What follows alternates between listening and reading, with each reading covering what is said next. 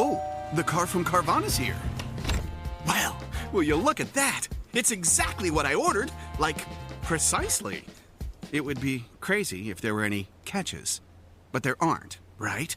Right, because that's how car buying should be. With Carvana, you get the car you want.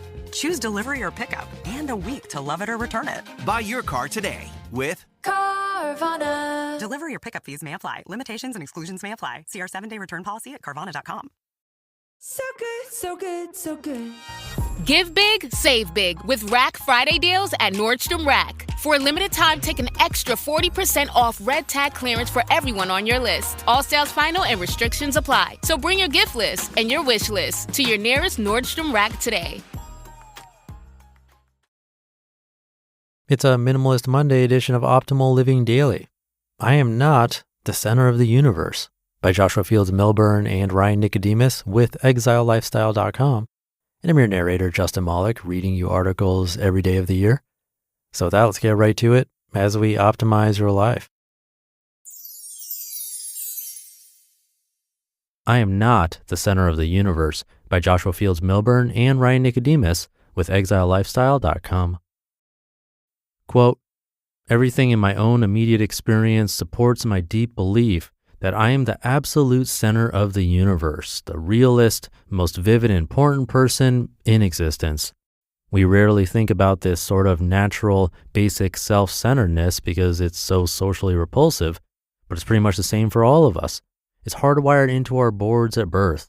Think about it. There's no experience you have had that you are not the absolute center of. The world as you experience it is there in front of you or behind you, to the left or right of you, on your TV or your monitor. Other people's thoughts and feelings have to be communicated to you, but your own are so immediate, urgent, and real. David Foster Wallace, 2005, from This Is Water. A different perspective. It's incredibly difficult to think about the world from a perspective other than our own. We are always worried about what's going on in our own lives. What does my schedule look like today? What if I lose my job during the next round of layoffs? Why can't I stop smoking? Why am I overweight? Why am I not happy with my life? Suffice it to say that we are acutely aware of everything connected to our own lives, everything good, everything bad, everything in our lives.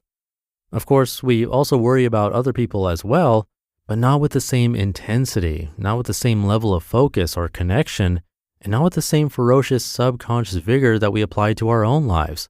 When we worry, it's fundamentally about ourselves and how the events going on around us impact us. Contribution. This is true even for the so-called benevolent activities of our lives. Think about it. When we contribute to others, why do we do it? I do it to help others, you might say. That's probably true, but why do we want to help others? Because it makes them feel better. Also true, but why do we want them to feel better? Because it makes me happy when I make other people happy. Ah, exactly. It makes you happy. To be clear, there's nothing wrong with helping others, and there's nothing wrong with feeling good about helping others either.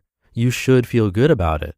We, Joshua and Ryan, do it all the time. We donate our time to local charities and nonprofit organizations, and we make a conscious effort to contribute to people in a meaningful way.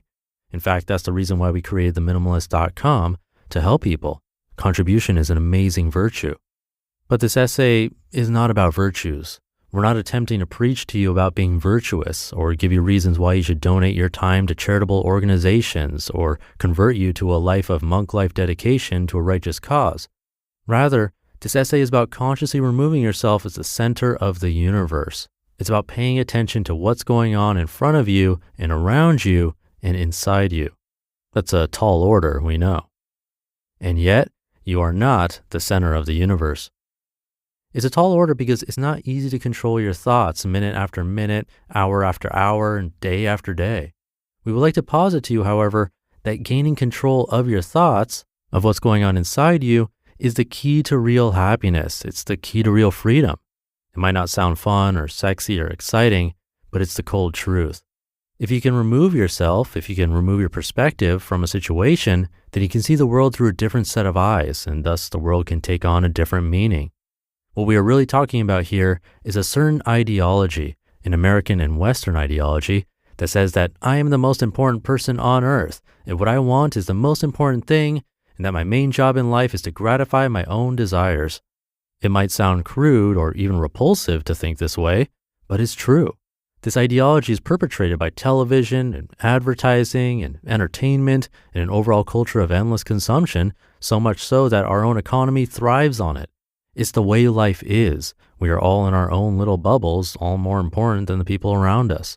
And while this may not be universally true for every person in the culture, it is true for the culture as a whole. It's a fairly accurate way to summarize the ethos of our culture. And of course, nobody tells us this. Our parents didn't sit us down when we were little and tell us that this is the way it is, that we are the center of our own universe. Instead, it is subtle and gradual and is delivered by a great number of messages. Our culture is one enormous template of self-indulgence and self-gratification and self-advancement. And yet in some ways, this solipsistic template works very well. It has created massive amounts of wealth for many Westerners. It works great for short-term commerce, for selling us stuff that we don't need. And it allows us to build our own individual-sized kingdoms with our McMansions as palaces, our luxury cars as chariots, and our stuff as the humble servants of our kingdoms, at least ostensibly. And in other ways that are often much harder to discuss without sounding cliche or parable-ish or reductive, this template does not work well at all. There are parts of us that need to worry about things other than ourselves, things that are more important than us as individuals. The reasons these things are so hard to talk about is that they are usually not fun or exciting. It's easy to market the seductive pleasures of fast cars and big homes and expensive alcohol and excessive consumption. We do so masterfully with slick, concise 30-second flash-cut messages, but it is much harder to make selflessness and contribution and respect to others just as attractive, and it is nearly impossible to do so using the same mediums in a similarly attenuated time span. And yet, somewhat paradoxically, it's impossible to feel content without these things. It's impossible to feel fulfilled or satisfied if we do not contribute beyond ourselves. The rise of minimalism. This is perhaps why the minimalist movement has grown legs as of late. Minimalism is a way to remove yourself from the center of it all, to remove yourself from the desire to chase excess in our pursuit of happiness. Instead, minimalism shows us that there is happiness within us already, that we are happy without unnecessary excess, without cars and boats and mansions and clothes and all the things of this world. Not that the things of this world are wrong or evil, it's just that they are not the point of our lives. The point of our lives is much more complex, and yet minimalism can help make it more simple, more available, more real. This is the attractiveness of minimalism. Minimalism is a tool that can help us regain our consciousness and show us that the real point of our lives is not consumption, and it's not to accumulate stuff. The real meaning of our lives is to contribute to other people in meaningful ways, to contribute beyond ourselves. It takes a special kind of awareness to break through our cultural imperatives to realize this, but when we do realize it, we can live a more meaningful life, one that is filled with passion and happiness and fulfillment and freedom.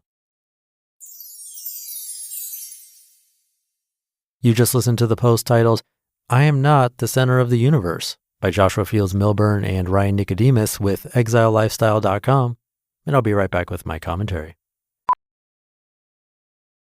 This message may be shocking to many millennials. If you are one, you might want to sit down. Right now, loads of people are searching the following on Depop: low-rise jeans, halter top, velour tracksuit, puka shell necklace, disc belt. You likely placed these in the dark of your closet in 2004, never to be seen again. But if you can find it in yourself to dust them off, there are a lot of people who will give you money for them. Sell on Depop, where taste recognizes taste. Marshall's buyers are hustling hard to get amazing new gifts into stores, right up to the last minute. Like a designer perfume for that friend who never RSVP'd, wish list topping toys for her kids who came too, Belgian chocolates for the neighbor, a cozy scarf for your boss, and a wool jacket for your husband that you definitely did not almost forget. Marshalls, we get the deals, you get the good stuff, even at the last minute. Whew. Find a Marshalls near you. Thank you to Joshua and Ryan. This was actually a guest post on Colin Wright's site, Exile Lifestyle. It started with a powerful quote from David Foster Wallace. It's a bit longer, I won't repeat the whole thing, but basically saying that it's tough to get out of this mindset that we aren't the center of the universe when everything we experience is filtered through the self. And it's tough to admit, but I think anyone could relate to this idea that sometimes a big reason we contribute is because it makes us feel good. It wasn't for selfless reasons all the time. I think it's good to be honest about stuff like that. But the tie-in to minimalism was interesting, sort of decluttering our egos as opposed to just our stuff. I've definitely talked about it before. Decluttering has effects outside of just an emptier space. It really does free up space in our minds too, which helps us be at peace. It can be hard to see until we get to that point, but hopefully articles like these can help us take those steps to actually get there. I know it's helped me after all these years. So with that, thank you to Joshua and Ryan of The Minimalists and to Colin Wright of ExileLifestyle.com for this article. Thank you for being here and taking these steps along with me. Have a great rest of your day, and I'll see you tomorrow as usual, where your optimal life awaits.